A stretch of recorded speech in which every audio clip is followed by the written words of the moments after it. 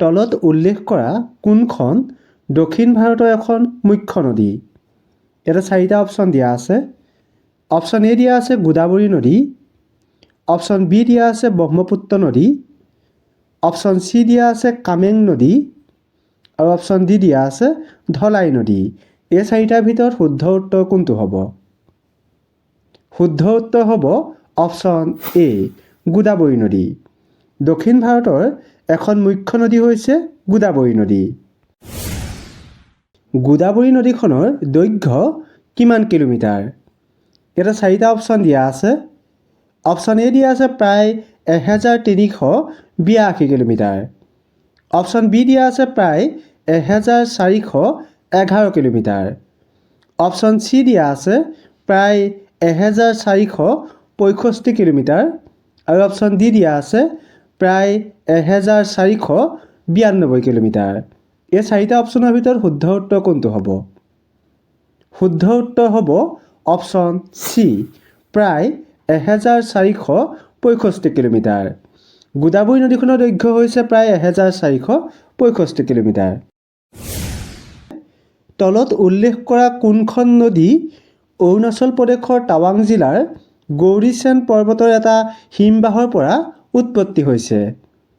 ইয়াতে 4টা অপশ্যন দিয়া আছে। অপশ্যন এ দিয়া আছে চেনাব নদী, অপশ্যন বি দিয়া আছে ধলাই নদী, অপশ্যন চি দিয়া আছে খোৱাই নদী, অপশ্যন ডি দিয়া আছে কামেং নদী। এই 4টা অপশ্যনৰ ভিতৰত শুদ্ধ উত্তৰ কোনটো হ'ব?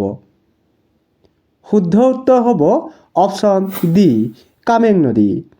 কামেং নদী অৰুণাচল প্ৰদেশৰ টাৱাং জিলাৰ গৌৰীচেন পৰ্বতৰ এটা হিমবাহৰ পৰা উৎপত্তি হৈছে। কামেং নদীক অসমত কি বুলি জনা যায়? ইয়াতে 4টা অপশ্যন দিয়া আছে।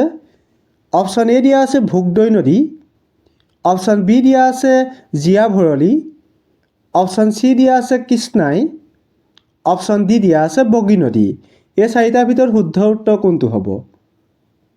শুদ্ধ উত্তৰ হ'ব অপশ্যন বি জীয়া ভৰলী। কামেং নদীক অসমত জীয়া ভৰলী বুলি জনা যায়। কামেং নদীৰ দৈৰ্ঘ্য কিমান কিলোমিটাৰ? ইয়াতে 4টা অপশ্যন দিয়া আছে। অপশ্যন এ দিয়া আছে প্ৰায় 264 কিলোমিটাৰ, অপশ্যন বি দিয়া আছে প্ৰায় 281 কিলোমিটাৰ, অপশ্যন চি দিয়া আছে প্ৰায় 295 কিলোমিটাৰ, অপশ্যন ডি দিয়া আছে প্ৰায় 322 কিলোমিটাৰ। এই 4টাৰ ভিতৰত শুদ্ধ উত্তৰ কোনটো হ'ব? শুদ্ধ উত্তৰ হ'ব অপশ্যন এ প্ৰায় 264 কিলোমিটাৰ। কামেং নদীৰ দৈৰ্ঘ্য হৈছে প্ৰায় 264 কিলোমিটাৰ। কামেং নদীৰ উপত্যকা কিমান বৰ্গ কিলোমিটাৰ জুৰি বিস্তৃত হৈ আছে? ইয়াতে 4টা অপশ্যন দিয়া আছে।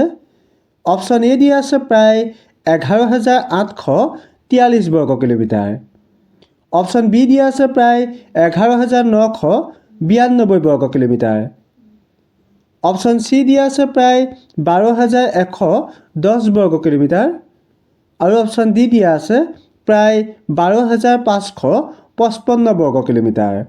এই 4টাৰ ভিতৰত শুদ্ধ উত্তৰ কোনটো হ'ব?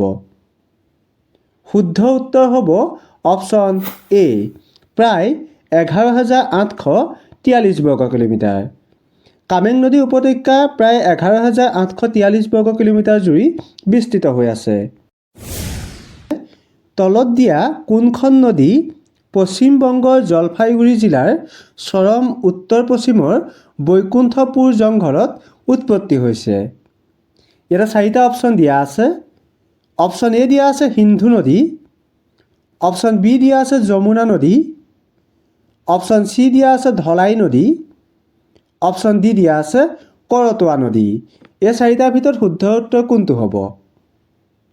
শুদ্ধ উত্তৰ হ'ব অপশ্যন ডি কৰতোৱা নদী। কৰতোৱা নদীখন পশ্চিম বংগৰ জলপাইগুৰি জিলাৰ চৰম উত্তৰ পশ্চিমৰ বৈকুণ্ঠপুৰ জংঘলত উৎপত্তি হৈছে। ভাৰতৰ একমাত্ৰ পুৰুষ নদী কোনখন? ইয়াতে 4টা অপশ্যন দিয়া আছে। অপশ্যন এ দিয়া আছে বৰাক নদী, অপশ্যন বি দিয়া আছে ব্ৰহ্মপুত্ৰ নদী, অপশ্যন চি দিয়া আছে গংগা নদী, অপশ্যন ডি দিয়া আছে যমুনা নদী। এই 4টাৰ ভিতৰত শুদ্ধ উত্তৰ কোনটো হ'ব? শুদ্ধ উত্তৰ হ'ব অপশ্যন বি ব্ৰহ্মপুত্ৰ নদী।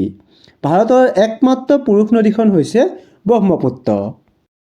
তলৰ কোনখন নদী অসমৰ যোৰহাট আৰু গোলাঘাট জিলাৰ সীমাৰেখা?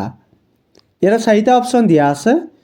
অপশ্যন এ দিয়া আছে দিখৌ, অপশ্যন বি দিয়া আছে জাঁজি, অপশ্যন চি দিয়া আছে ভোগদৈ, অপশ্যন ডি দিয়া আছে কাকডোঙা। এই 4টা অপশ্যনৰ ভিতৰত শুদ্ধ উত্তৰ কোনটো হ'ব? শুদ্ধ উত্তৰ হ'ব অপশ্যন ডি কাকডোঙা। অসমৰ যোৰহাট আৰু গোলাঘাট জিলাৰ সীমাৰেখা হৈছে কাকডোঙা। সিন্ধু নদীৰ দৈৰ্ঘ্য কিমান কিলোমিটাৰ? ইয়াতে 4টা অপশ্যন দিয়া আছে। অপশ্যন এ দিয়া আছে 2850 কিলোমিটাৰ, অপশ্যন বি দিয়া আছে 3180 কিলোমিটাৰ, অপশ্যন চি দিয়া আছে 3320 কিলোমিটাৰ, অপশ্যন ডি দিয়া আছে 3540 কিলোমিটাৰ। এই 4টা অপশ্যনৰ ভিতৰত শুদ্ধ উত্তৰ কোনটো হ'ব?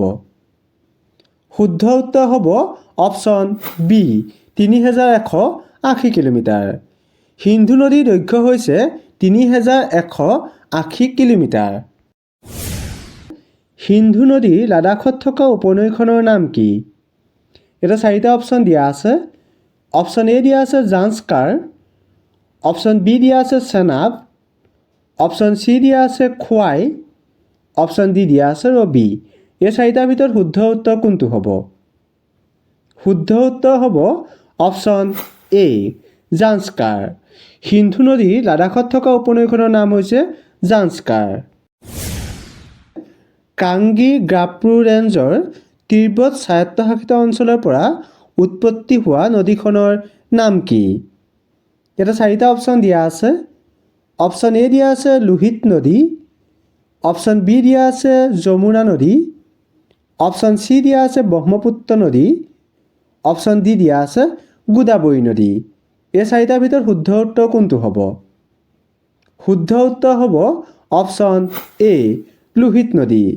কাংগী গ্ৰাপৰু ৰেঞ্জৰ তিব্বত স্বায়ত্তশাসিত অঞ্চলৰ পৰা উৎপত্তি হোৱা নদীখনৰ নাম হৈছে লোহিত নদী। লোহিত নদীক আন কি নামেৰেও জনা যায়? ইয়াতে 4টা অপশ্যন দিয়া আছে। অপশ্যন এ দিয়া আছে দিয়াংচু নদী, অপশ্যন বি দিয়া আছে জীয়া ভৰলী নদী, অপশ্যন চি দিয়া আছে জায়ু নদী, অপশ্যন ডি দিয়া আছে কামেং নদী। এই 4টা অপশ্যনৰ ভিতৰত শুদ্ধ উত্তৰ কোনটো হ'ব?